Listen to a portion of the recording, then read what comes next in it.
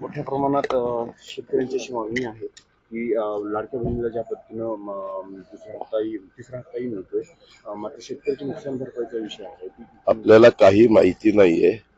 परवा दिवशी काल काल शेतकऱ्यांच्या करता 2,500 कोटी रुपये सोडलेले आहेत कापूस आणि सोयाबीनच्या संदर्भातले. इतर पण वेगवेगळ्या जे पैसे त्या ठिकाणी सोडणं चालूच आहे. पण 1 रुपयामध्ये पीक विमा उतरवलेला आहे. त्या पीक विम्याच्या संदर्भात स्वतः कृषी मंत्री शिवराजसिंह चव्हाण साहेबांनी लक्ष घातलेलं आहे. धनंजय मुंडे त्याचा पाठपुरावा करतायत. शिवाय सगळ्यांचे पंचनामे करण्याच्या सूचना मुख्यमंत्र्यांनी, दोन्ही उपमुख्यमंत्र्यांनी, सरकारने दिलेल्या आहेत, कृषी मंत्र्यांनी दिलेल्या आहेत.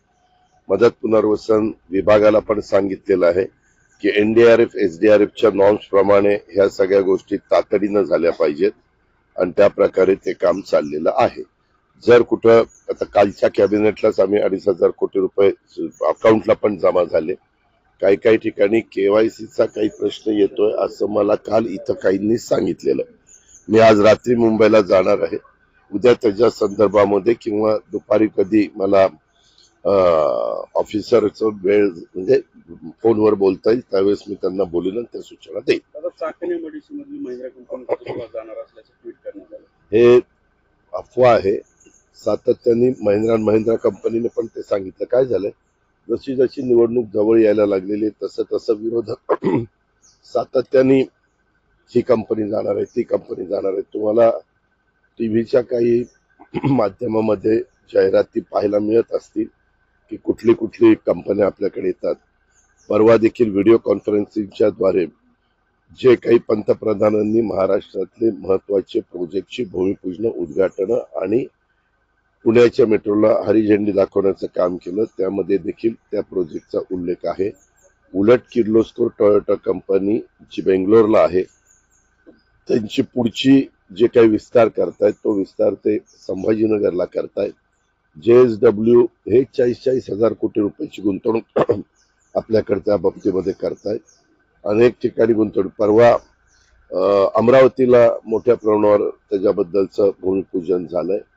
या सगळ्या गोष्टी चाललेल्या आहेत.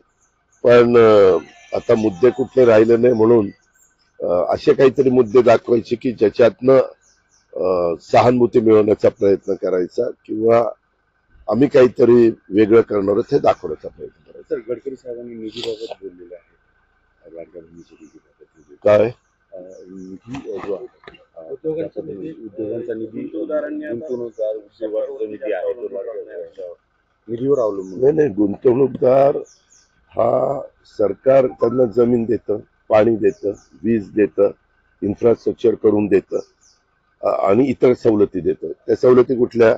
तुम्ही एखादा मोठा उद्योग लावल्यानंतर तुम्हाला टॅक्स मध्ये सवलत देतो, ती तर काय आपल्याला अधिक अधिक हातात देता येत नाही. ते सवलत दिल्या म्हणजे कारखाना उभारल्यानंतर ते दिलं जातं. नक्की ते काय बोललेत मी त्यांच्याशी बोलीन, त्यांच्याकडून माहिती घेईन. परंतु मी अर्थमंत्री म्हणून 10 वर्ष काम करतोय. असं कुठलीही काही अडचण नाही.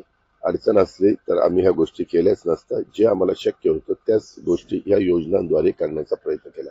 तुम्हाला आठवत असेल, आधी म्हणले की ही नुसती पोकळ गोष्ट आहे, पैसेच मिळणार नाही.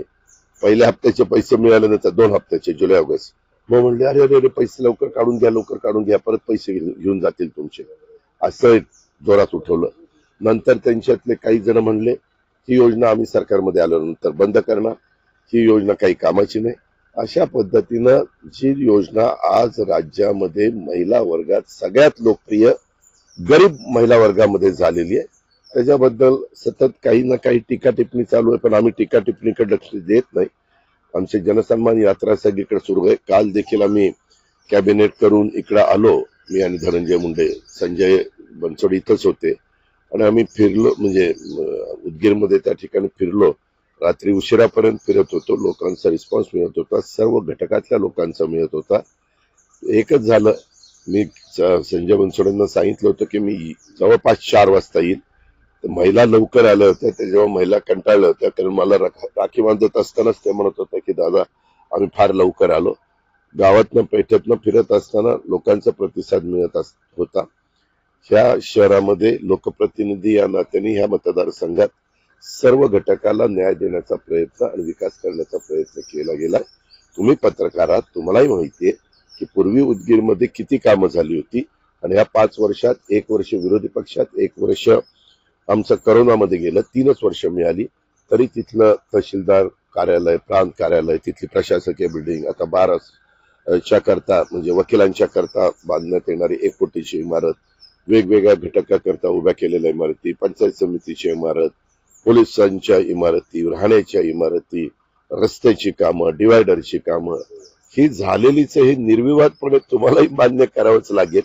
आणि मला अनेक जण सांगत होते, वेगवेगळ्या राजकीय पक्षाचे सांगत होते की दादा एवढा विकास झालेला आम्ही कधी बघितला नव्हता, इतका मोठ्या प्रमाणावर विकास, काही 1000 कोटी रुपयाचा निधी इथं आला, असं काय पोकळ आश्वासन दिले नाही, आम्ही आल्यावर हे करू, आम्ही आल्यावर ते करू, आम्ही आल्यावर असं करू तसं करू, आम्ही करून दाखवलंय आणि ते लोकांच्या समोर आहे, आपल्या सगळ्यांच्या समोर आहे. अहमदपूरमध्ये लोकसभेत राष्ट्रवादीने धरून पाळला नाही असं बोललं जातं, त्यामुळे मी माहिती घेतो, कारण बाबासाहेब आमचे आमदार तिथले आहेत, ते माझ्या बरोबरच काल होते.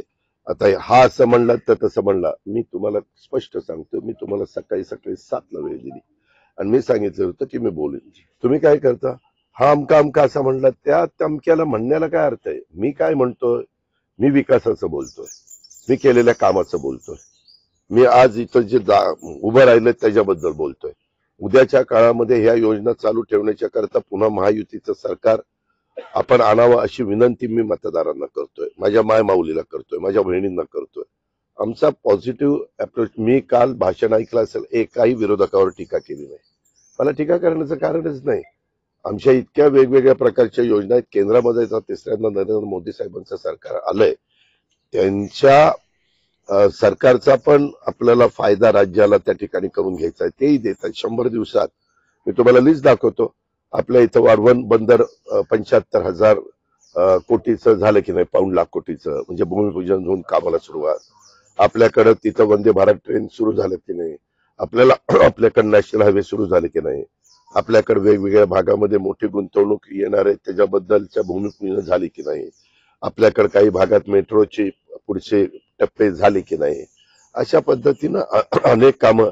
लखपती दिदी ही योजना 3 कोटी दिदींना देशात दिली जाणार, ती 50 लाख आपल्या महाराष्ट्राला कशा दिदींना लखपती करता येतील. अशा खूप काही गोष्टी आम्ही त्या ठिकाणी करतोय. आणि आम्ही कांदा निर्यात बंदी केली की नाही, आम्ही त्याच्यामध्ये तांदूळाच्या बद्दलची निर्यात बंदी केली की नाही, मागं लागून सेंट्रलच्या आमच्या विचाराचं राज्यामध्ये सरकार आलं तर आम्ही सेंट्रलला जाऊन मोदी साहेबांच्याकडे, अमित शहाकडे, शिवराज चव्हाण साहेबांच्याकडे, गडकरींच्याकडे, अशा अनेक मंत्र्यांच्याकडे जाऊन पाठपुरावा करू शकतो आणि त्यांच्याकडनं आपल्या महाराष्ट्राच्या सर्वांगीण विकासाला मदत घेऊ शकतो. धन्यवाद. बाबासाहेब पाटील यांना आमंत्रण दिल्यामुळे